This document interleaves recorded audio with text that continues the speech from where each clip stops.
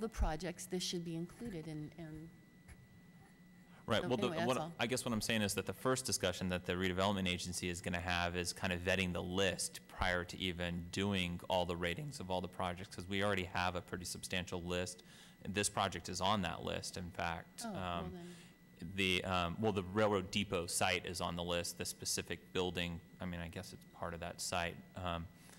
But that process of applying that criteria to all the projects would take a significant period of time. We're hoping to narrow that list down and then apply the criteria to the appropriate projects. So I just don't want to be presumptuous in saying that the timeline is going to be next month or the following month that you're going to have all of these projects vetted and the criteria applied to them. However, you know, if you want us to apply the criteria immediately to this project so you could at least get an initial valuation of this specific project, we can do that.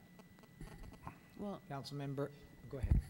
I just want to suggest that, yeah, when we vet the big list and narrow it down before applying the criteria, that this project would be identified as a project separate from the whole depot property, because this is just one discrete project, and so we should evaluate it as such and not part of the big thing. Councilmember Crane. What will it be used for is certainly part of the puzzle.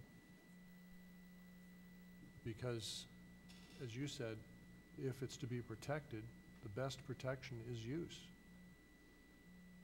People in attendance, doing things, caring about a building. Maybe they want to move their law offices down there. I don't think that's a transportation use. That is part of the problem. Councilmember Thomas. I share Mr. Crane's concern about what will it be used for, and we don't have an answer for that. And this just feels like we've got this money and we should spend it, and without, I think, for me, a clear enough sense of where it would go and work to our advantage. I appreciate the historical value of the building itself. I'm not sure that outweighs my other concerns. I want to know more before I go ahead and say, yeah, we should do this with RDA funds. Councilmember Landis. When does the money go away if we don't use it? Yeah, it's this summer. This summer.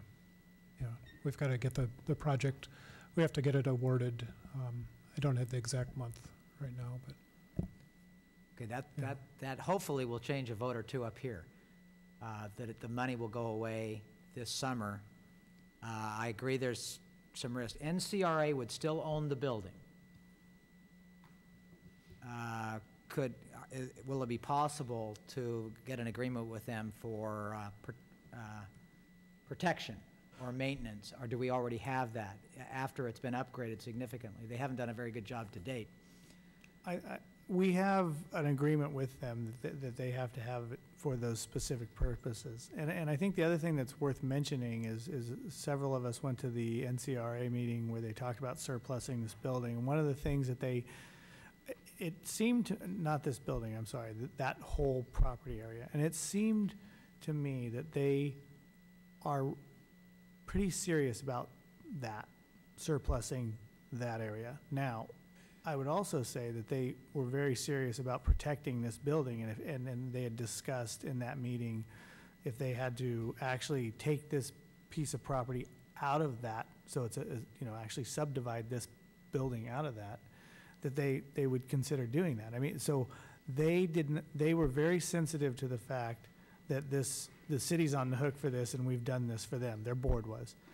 And so I felt good about that. I also felt that maybe would give us the opportunity, if there's a piece of property there, then all of a sudden maybe we have an opportunity for that. Now, I don't know if, it's a railroad site, so it's probably a fairly dirty site, I'm guessing. And so there's those issues.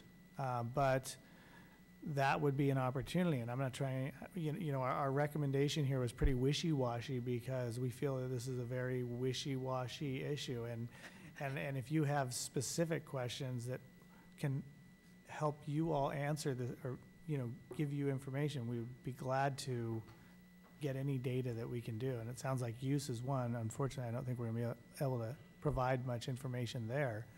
But that's what we are looking for, is what questions can we answer for you by doing, gathering data that will help you answer this question. Councilmember Landis. I wonder if there's a way to do sort of a preservation of the building, improve its appearance and structure inside without doing the whole thing, so that for whatever use gets defined in the future, the interior can be designed to meet that need rather than having it already prescribed to be a certain way and completed. And we would be protecting the shell and the roof and all the things that go into preserving it as a valuable property. Well, the money that came from Caltrans is very specific. So I think we have to do the project that we agreed to You have do, to complete it. or else, yeah, or we risk the funds. And I think that's a great idea, but I Councilmember think Crane. we're stuck there. Is there any concern that the state doesn't actually have the money to reimburse the construction with? There have been quite a few projects in California that have been shut down for lack of funds. If we were to embark on this project, would there actually be money coming back from the state as was promised? I think we want the answer to that question too. And then the next question is, did I understand staff to say that they did get an extension? And if so, if funding is not actually available, are they of a mind to give us an additional extension? We did get an extension for award, and when we get these monies, there are several phases where you can get extensions. And we got our extension for the award already, so a second extension for the same project phase is difficult. And so that might be an issue. And regarding if the funding will be available, I'm sure the funding will be available. This is a 2002 STIP project that they are just now giving us the money for, so I don't know if the funding, there's nothing that's showing that the funding won't be available, but seeing how they have pulled these funds back several times, that's a question. Is that a question that the state staff would opine on or actually provide a binding answer? They will tell us that they're available because they've guaranteed they're available. And until somebody higher than staff says they're not, they're going to be available. All right, thank you. Councilmember Thomas.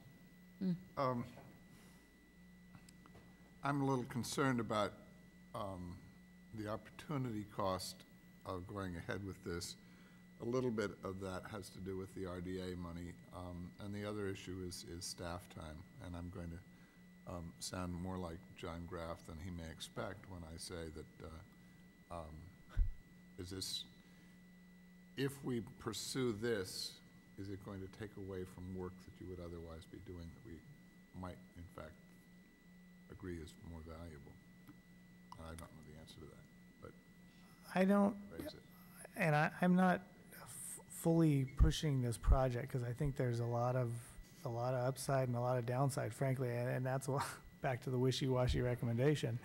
I don't think this is going to take a huge amount of staff time from the construction side. I mean, there will be some, but these kind of projects, once they get going, they're done fairly quick. And so I don't think that's, I hate to say not a consideration because I think the city manager is probably going to hit me with a book, but I don't think that's a huge consideration. I do think that my bigger concern is if these monies, if this goes on and on and on with this, and I think that's my bigger concern, is how long this stretches on.